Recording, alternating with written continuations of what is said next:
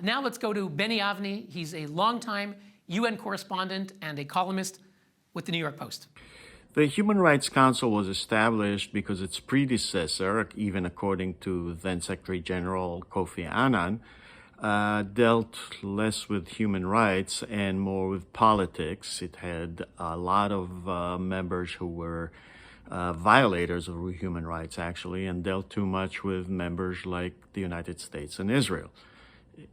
I would like to see a compilation of how is the human rights better than the Commission of Human Rights, its predecessor. Is it different? And in what ways has it become better or, as I believe, worse? Thank you. Benny, you ask about the Human Rights Council, if it's any better than the Human Rights Commission, the old one.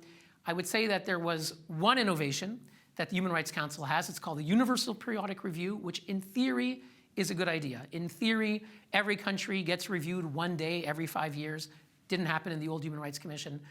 So in theory, that's a good thing. In practice, it's only once every 5 years, and the reviews are mostly mutual praise. So when China gets reviewed, Saudi Arabia is praising China. When Saudi Arabia gets reviewed, it's China praising Saudi Arabia. So yes, there is this UPR, but the reality is that it's largely a mutual praise society. If you go beyond that, the Human Rights Council, the membership continues to be awful, continue to have China, Cuba, Russia, Pakistan, the others that I mentioned, hasn't changed at all. And if we look at the worst abusers of human rights, there are a few resolutions on the worst abusers.